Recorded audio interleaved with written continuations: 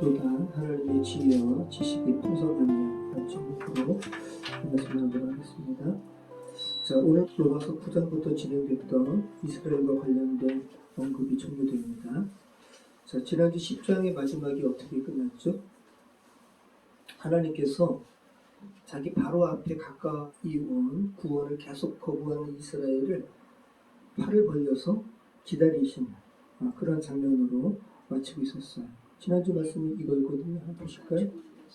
이스라엘에 대하여 이르되 순종하지 아니하고 거슬러 나가는 백성에게 내가 종일 내 손을 벌려서 하느니라.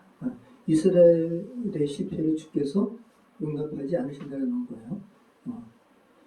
이거 그저 탕자를 기다리시는 아버지의 모습이 연상이 되죠. 계속 기다리는 거야. 팔을 벌리시면서 자기 아들과 비슷한 모습인 것 같으면 바로 그냥 신발 신지 않고 뛰어나가지고 안으시는 그 아버지의 모습이 연상이 됩니다. 자, 그러면서 오늘 말씀 바로 나오잖아요. 11장 1절. 그러므로 내가 말하노니 하나님이 자기 백성을 버리셨느냐?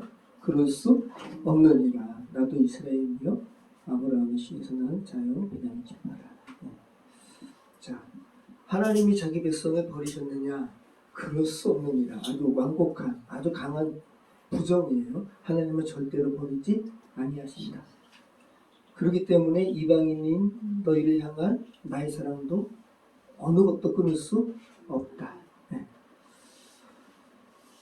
자, 우리 다시 한번 우리 1절로 오늘 말씀 한번 살펴볼 텐데 1절로 우리 10절 말씀 다시 한번 읽어보겠습니다. 그러므로 내가 말하노니 하나님이 자기 백성을 버리셨느냐? 그럴 수 없느니라.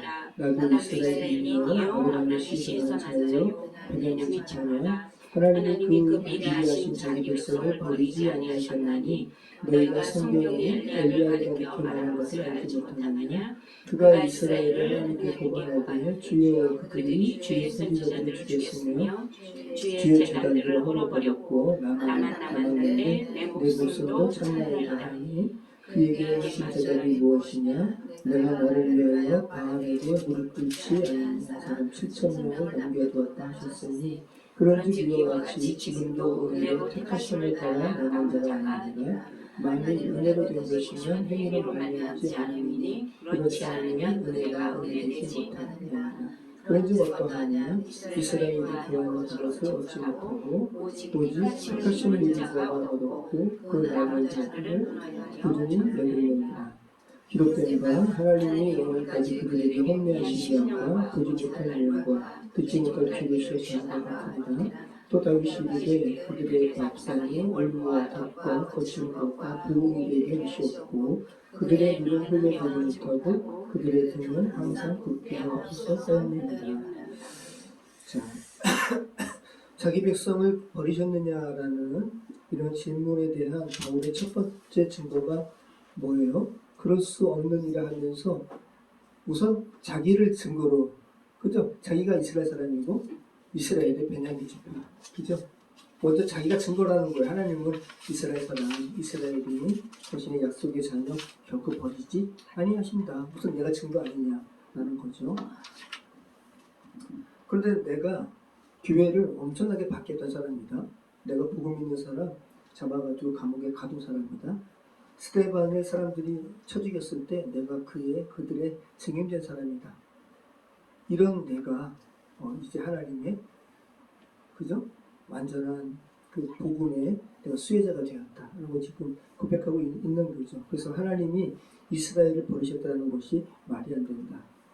자, 첫 번째 증인은 자기고 두 번째 증거로는 누굴 데려가요? 엘리야. 여러분 엘리야가 언제 가장 절망했어요? 가장 엄청난 승리를 얻었을 때, 그죠? 바알과 대결 벌였잖아요. 그죠?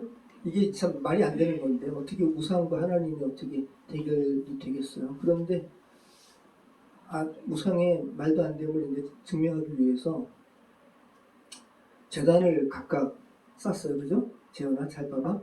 그랬더니 제단에 이제 불이 떨어져가지고 제단이 먼저 태우는 그게 승리한 거예요. 그죠? 그래서 여호와를 믿는 자기 제단에는 송아지 올려놓은 다음에 나무 올려놓고 그 나무 그 제물에다가 물을 몇 동이씩 계속 붓게 했어. 그러면서 이제 기도하는데 바알 사람 믿는 사람들이 아무리 기도를 해도 거기 그 제물에는 물이 없거든요. 그냥 불만 떨어지면 다 타버리는 건데 아무리 해도 불이 안 떨어지고 그래가지고 엘리야가 조롱하잖아요. 그죠?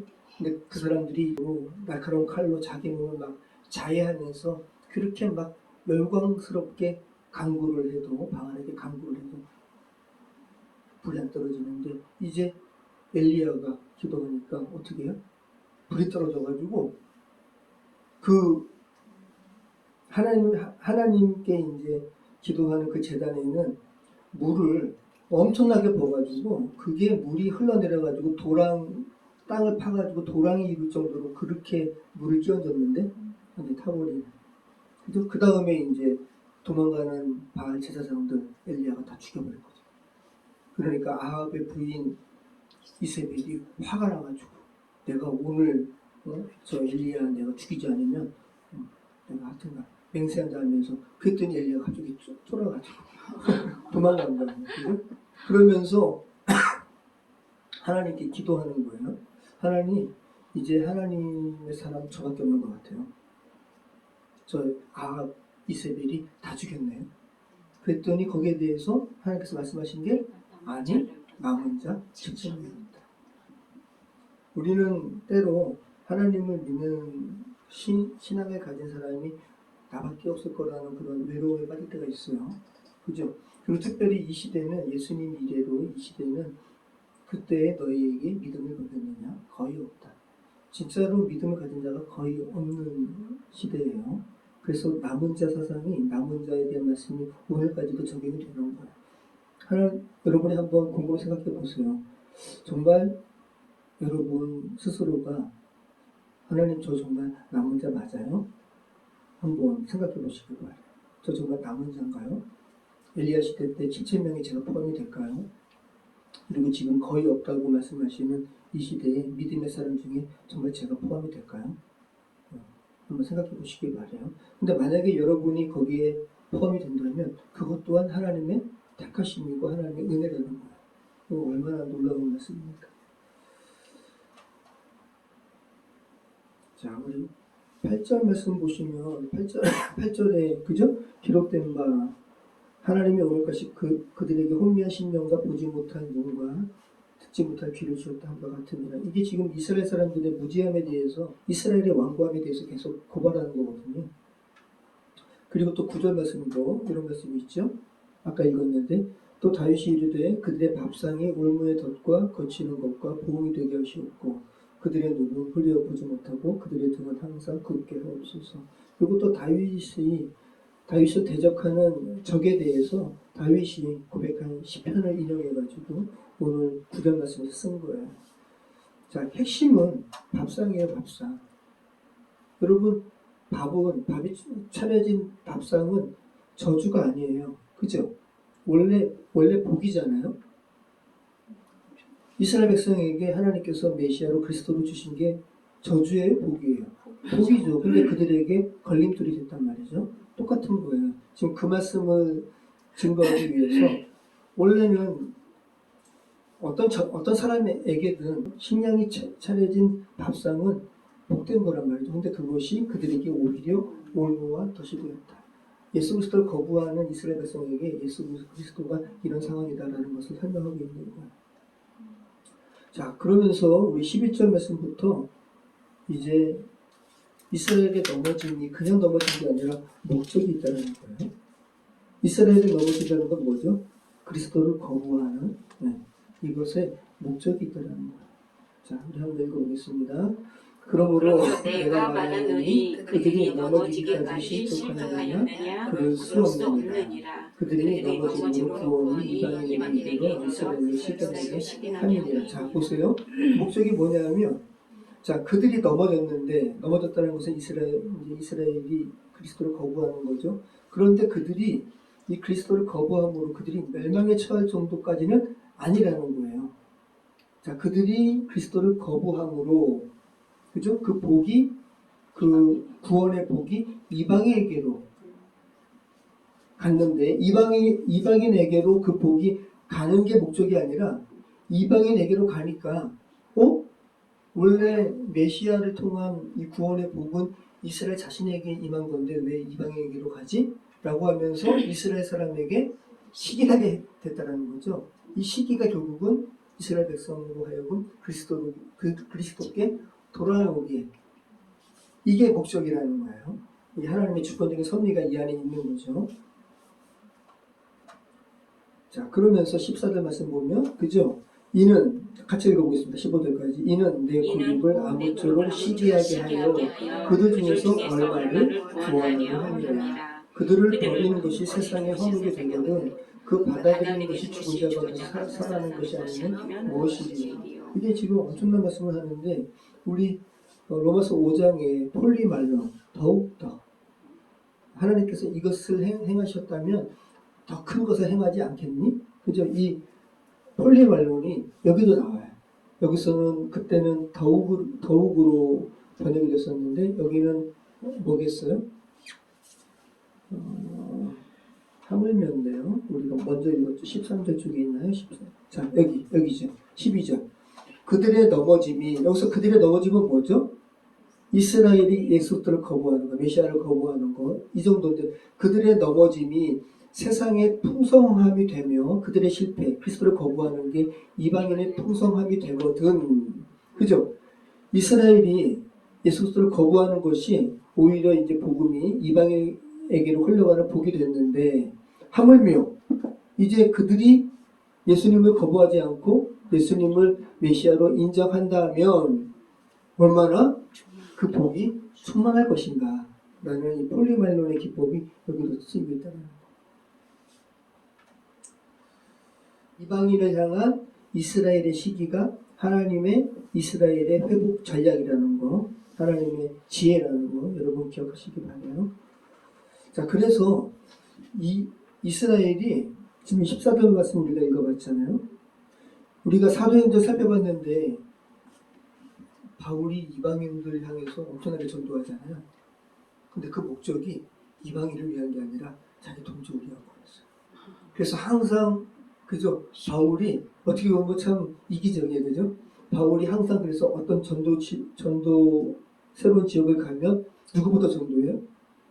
유대인부터, 회당부터 가잖아요. 그 다음에 그들이 거부하면 다시 이방인에게로 가고. 근데 그 궁극적인 목적이 고력을 아무쪼록 시기하게 하려고. 그러니까 이스라엘 동족을 향한 바울의 마음이 엄청났다는 것을 우리가 다시 한번 알게 되죠. 자, 11장 우리 16절부터 24절 그러면서 접붙임에 대한 참 예화를 비유를 바울이 쓰고 있습니다. 우리 같이 읽어보겠습니다.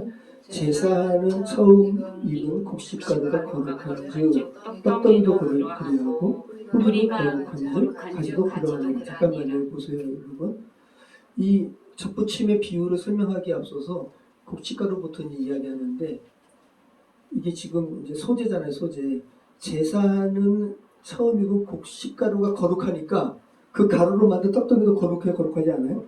거룩하죠. 원료가 중요하다는 거예요, 원료가. 그러면서 이제 접붙임에 대한 이제 비유로 이제 설명하고 있습니다. 우리 같이 한번 읽어보겠습니다.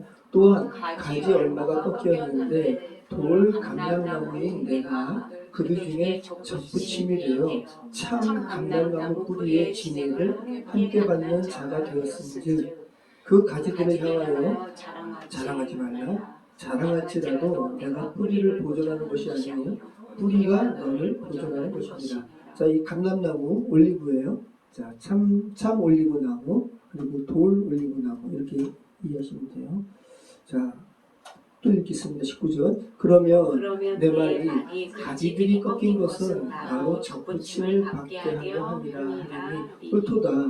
그들은 믿지 아니함으로 꺾이고 너는 믿음으로 섰느니라. 여기서 너는 누구예요?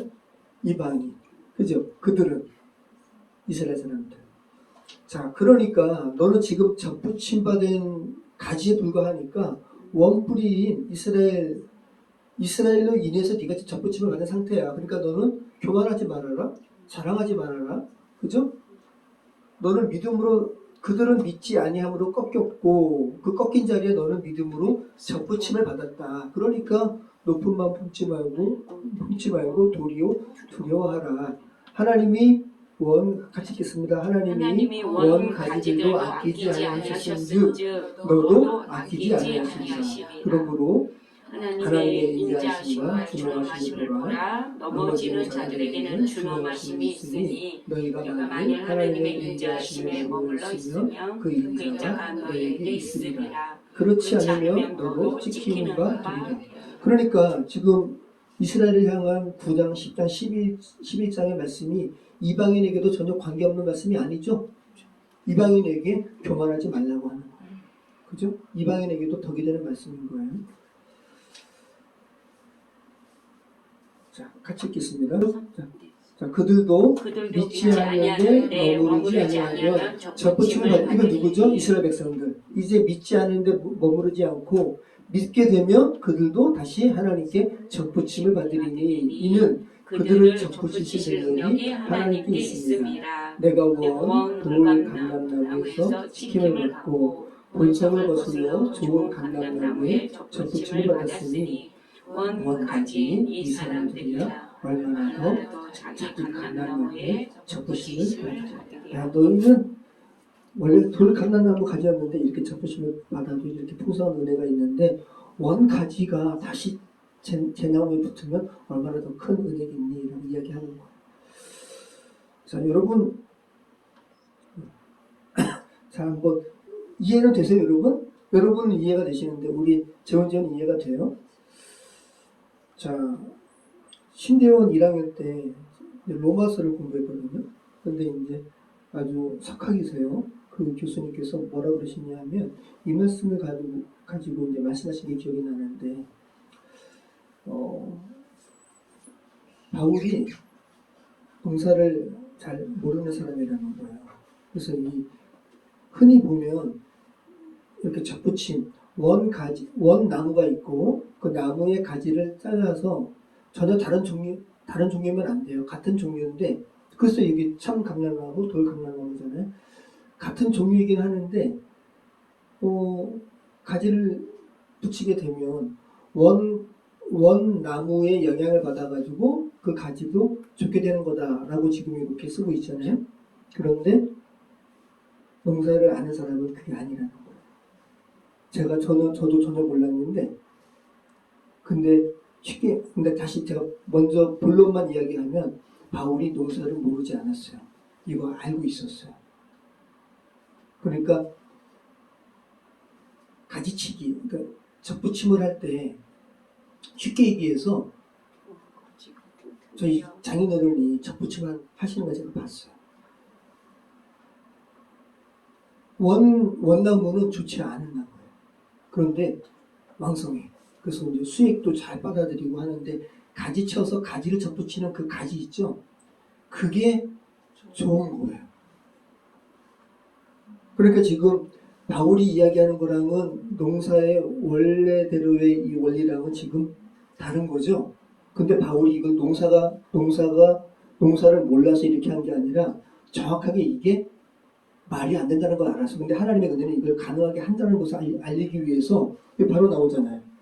본성을 거슬러. 바울이 말하는 이 접붙임의 이 과정이 본성을 거슬리는 상황이라는 거 바울이 알았다는 거예요. 복음을 전하기 위해서. 그래서 바울의 1장, 2장 초창기 때 인간의 그 악함을 고발하면서 인간이 악해가지고 본성을 거슬러서 남자와 더불어 그런 일을 하고 여자와 더불어 그런 일을 하고 그때는 이 본성을 거스리는 것을 악을 고발하기 위해서 죄를 고발하기 위해서 썼다면 이제 후반부로 와서 이스라엘을 향한 이 말씀에는 하나님의 복음을 선포하기 위해서 여러분이 하나님의 자녀된 것은 여러분의 본성을 거스르는 하나님의 놀라우신 은혜인 거예요. 네. 그래서 바울이 모르지 않았다는 거. 일부러 그렇게 쓰고 있다는 거 지금 이게 농사의 일반적인 접붙임의 원리가 아니라는 거예요. 근데 일부러 그것을 가져와가지고 하나님의 은혜를 극대화하기 위해서 이걸 쓰고 있다는 거예요. 아, 설명하기 어렵다. 자, 보세요. 자, 보세요. 제가 이거 한번, 이거 참 너무 좋네요, 요즘에는. 그냥 영상도 만들어줘 하면 돼요. 그리고 라벨도 붙여줘. 참 감람나무, 돌 감람나무. 자, 보십시오.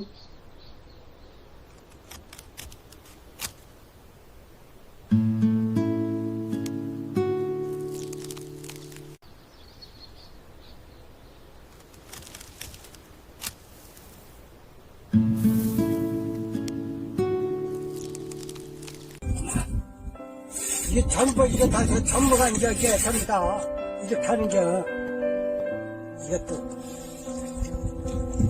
아버님,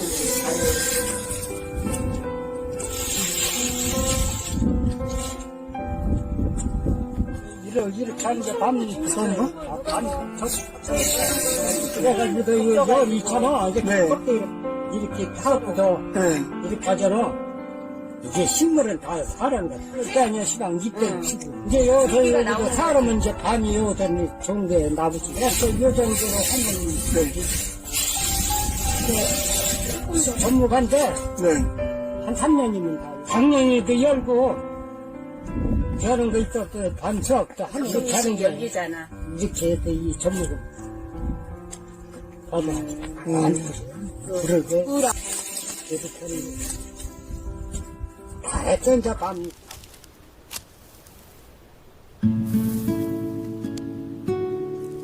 아이 엄마한테 어제 이거 보여줬더니 바로 눈물이 그냥 뚝뚝 떨어지더라고요. 장인어른이 그 장모님도 그렇고 저희 아이 엄마 중학교 때 예수님 믿었거든요. 그런데 예수님 한 번 믿게 되니까 여러분 농사 짓는 분들은 하나님의 진리를 농사를 지으면서 알까요? 모를까요? 알죠. 대번에 이제 예수님 받아들이니까 그때부터 그냥 새벽 3시면 일어나셔가지고 찬송 읽으시고 자, 이게 참 놀라운 거예요. 그래서 아까 바울이 이걸 알았다는 거예요. 원래 일반적인 접붙임은 가지가 열매를 결정해요. 그죠? 그런데 바울이 이것을 본성을 거슬러 복음을 설명하면서 가지가 열매를 결정하는 게 아니라 뿌리인 원나무가 가지를 결정한다. 그죠? 복음을 정확하게 설명하고 있어요. 그래서 18절에 우리가 아까 본 것처럼 이방인을 향한 경고가 나오는 거예요. 너가 원 돌 감람나무에서 지킴을 받고 본성을 거슬러 좋은 감람나무의 접붙임을 받았으니 원 가지인 이 사람들이 얼마나 더 자기 감람나무의 접붙임을 받으리라. 자랑하지 말라는 거죠. 당시 로마 교회 실제 상황이었어요. 로마에서 유대인들이 추방했거든요. 그래서 먼저 믿었던 유대인 그리스도인들이 나가니까 그 교회를 누가 꾸려요? 이방인 그리스도인들이. 그러니까 이제 그들이 교만한 거예요. 아, 유대인 그리스도인들이 이제 그들은 이제 재앙을 받고 우리가 더 하나님 나라에 더 고루한 백성이구나. 그런데 그게 아니라는 것을 다시 바울이 로마서 편지를 통해서 말씀하고 있는 거죠. 그래서 로마서가 옛 관점이 있고 새 관점이거든요. 옛 관점은 뭐냐면 로마서 관련된 말씀이 칭의, 개인적인 구원에 국한된다는 거예요. 근데 새로운 관점은 칭의보다는 언약적 공동체에 강조되고 있다고 새로운 관점을 제시하는 사람들이 많았는데 여러분 새 관점, 옛 관점 구별할 것이 아니라 개인적 칭의는 개인적인 것에만 머무르지 않죠? 공동체로 나가게 돼 있어요. 그죠? 그래서 우리 이제 12장부터 복음과 관련된 교리적인 부분은 11장까지가 다 끝나는 거예요. 이제 12장부터는 이제 공동체 안에서 또 그리스도의 복음 안에서 새로운 삶에 대해서 이제 언급이 되는 거죠. 자, 우리 25절부터 한번 읽어보겠습니다. 형제들아, 너희가 스스로 지혜 있다 하면서 이 신비를 너희가 나누기를 내가 원하지 않으니 이 신비는 이방인의 천만의 수가 들어오기까지 이스라엘의 덕을 우둔하게 된 것이라. 그리하여 온 이스라엘이 구원을 받으리라. 기록된 바 구원자가 시온에서 오사 야곱에게서 경건하지 않은 것들을 두시고 내가 그들의 죄를 없이 할 때에 그들에게 이루어질 내 언약이 이것이라 하는가 같으리라. 여러분 하나님은 전지하시고 하나님은 지혜가 풍성하신 분이신데 우리는 모르지만 어떠한 완성된 수가 있을 거라는 거죠. 그죠? 그리고 거기에 이 하나님의 신비 가운데 이방인의 충만한 수가 들어오기까지 이스라엘의 더러는 예수님을 거부하는 그 하나님의 섭리 가운데 있는 거야. 그 말씀을 지금 하고 있습니다. 자, 28절 같이 읽어보겠습니다. 복음으로 하면 그들이 너희로 말미암아 원수된 자여 택하심으로 하면 조상들로 말미암아 사랑을 이루리라. 자, 이게 무슨 말이에요? 잠깐 그래서 제가 다르게 했어요. 복음으로 하면 그들은 누구죠? 이스라엘 사람들, 그죠? 복음으로 하면 그들이 너희로 말미암아 원수된 자여, 그죠? 여기서 이방인의 원수라는 뜻이라기보다는 복음을 거부함으로, 그죠? 하나님과 적대적인 위치에 놓이게 된 거죠. 복음으로 하면. 근데 택하심으로 한다면, 그죠? 하나님의 언약 가운데 있는 사람들이라는 것을 이야기하는 거죠. 자, 그러면서 우리 29절로 우리 32절 같이 한번 읽어보겠습니다. 하나님의 인자 부르시면 후회하심이 없느니라. 너희가 전에는 하나님께 순종하지 아니하더니 이스라엘이 순종하지 아니하므로 이제 그 일을 이루었느니라. 이와 같이 이 사람들이 순종하지 아니하니 이는 너희에게 베푸시는 긍휼로 이제 그들도 긍휼을 받게 하려 하시니라. 하나님이 모든 사람을 순종하지 아니하는 가운데 가두어 두시는 모든 사람에게 긍휼을 베풀려 하심이라. 우리 로마서 1장부터 계속 살펴본 겁니다. 그죠?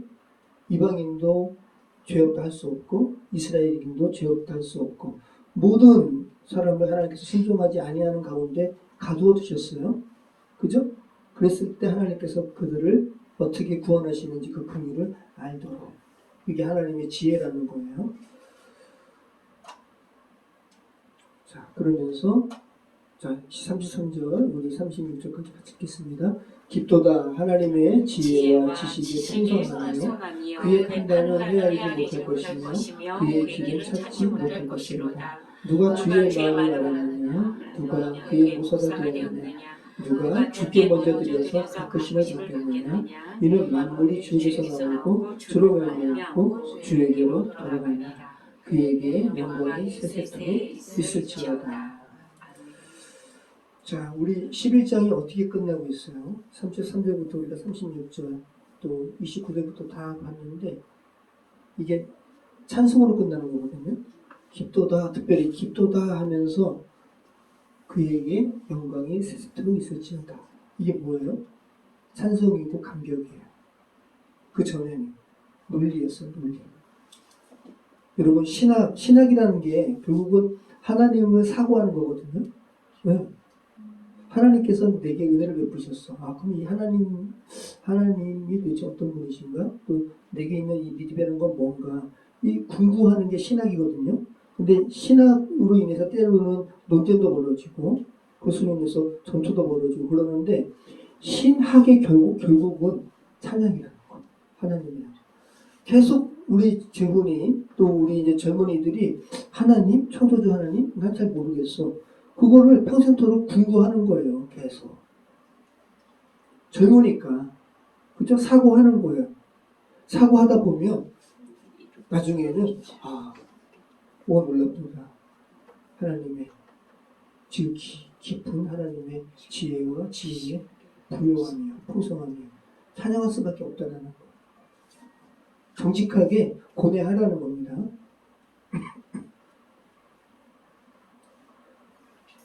그죠? 일상부터 죄를 진단하고 칭의를 선포하고 성화를 펼치고 아직 오지 않은 영광도 이미 이루어진 것처럼 그렇게 고백해버리고 그리고 그럼 이스라엘은 버려진 거야? 아니, 이스라엘이 하나님의 택하신 가운데 있어. 라고 이 교리적이고 논리적인 것을 다 표현한 다음에 나중에는 놀랍습니다. 하나님 이렇게 찬양하는 거죠. 무릎 꿇고 하나님께 영광을 돌리고 있어요. 이게 신학의 정착지라는 거. 토론으로 끝나지 않습니다. 여러분, 이 깊도다라는 말이 이게 어떤 의미 같아요? 바울은 배가 파손당하는 경험을 3번 했죠. 얼마나 무서울까요? 저는 배를 진짜 무서워하는데, 제가 이 지방에 전도사 때 이제 한 10몇 년 전에 목회자들이 어디 바닷가 가가지고 배를 타더라고요. 근데 출렁이니까 다 그냥 바닥에 엎드려가지고 저도 이거 권사님은 어떻게 그쪽 사람이니까 배 잘 타세요? 아니요, 저는 물을 무서워해요. 그래요. 출렁이니까 죽을 것 같더라고요. 다 엎드려가지고. 자, 그래서 이 뱃사람들이 당시에 이 바닷물이 얼마나 깊지라는 걸 측량하기 위해서 줄에다가 무거운 추를 달아가지고 물속에다가 이렇게 넣는 거예요. 그러면 깊이가 있잖아요. 근데 너무 깊으면 측량할 수 없다 그러는 거예요. 그리고 그냥 끊어버리는 거 밧줄을. 바울이 그거 쓴 거예요. 우리는 우리의 이 얕은 잣대로 막 하나님을 막 재단해요. 어떻게 누구는 구원하시고 누구는 버리시고 그게 무슨 하나님이야. 막 재단해요. 막 그죠? 근데 진짜 계속 공부하고 사고하고 하다 보면 하나님의 이 지혜와 지식의 풍성함에 대해서 탄성을 지을 수밖에 없는 거예요. 너무 깊습니다. 하나님. 때로는 우리의 실패의 문제가들도 그래서 우리는 그렇게 하나님께 의지할 수 있는 거예요. 그죠? 우리가 실패하고 여러 가지 어려움들이 있는데 우리 사고로는 이걸 해결할 수가 없어요. 그럴 때 우리가 접붙임을 받았잖아요. 그죠? 우리 안에 성령께서 계시잖아요. 하나님께 그 깊은 지혜와 지식으로 하나님 저희 문제, 물론 이 복음에 대한 요 문제는 우리의 내면적인 문제 가지고 우리의 개인적인 문제를 하는 것도 그렇지만 그래도 우리는 하나님을 의지할 수 있는 거죠. 주님의 지혜로 우리의 삶에 하나님의 지혜를 우리에게 제시해 주십시오. 이렇게 우리 기도할 수 있는 거죠. 보세요. 이것도 제가 만들어버려. 이게 다 재미나예요. 자.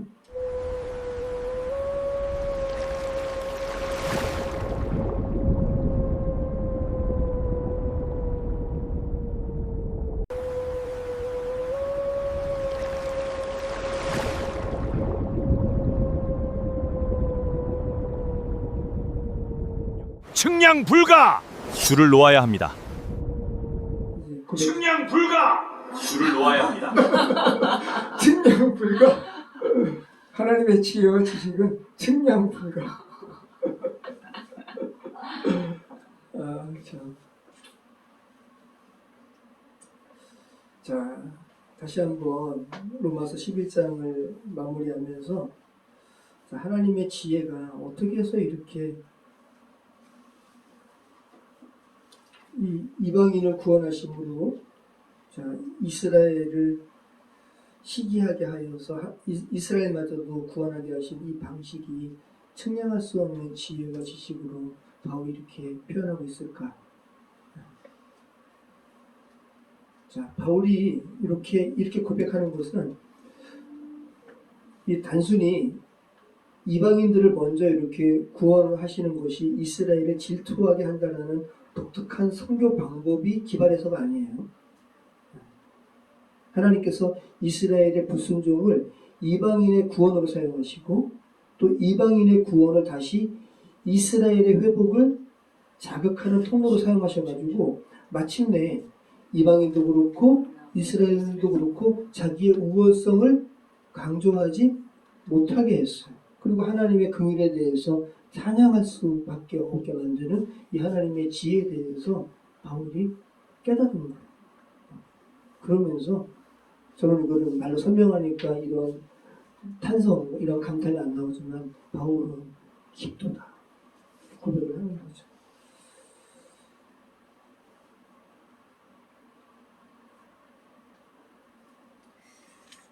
자, 우리는 그죠? 저는 참 이게 건강하지 않은 게 있는데 저는 완벽주의가 있어서 그림 그리다가 지난번도 얘기했지만 그림 그리다가도 정말 한 번은 진짜 제가 봐도 참 괘씸한 것 같아요. 제가 강사가 돼 보니까 느껴지더라고요.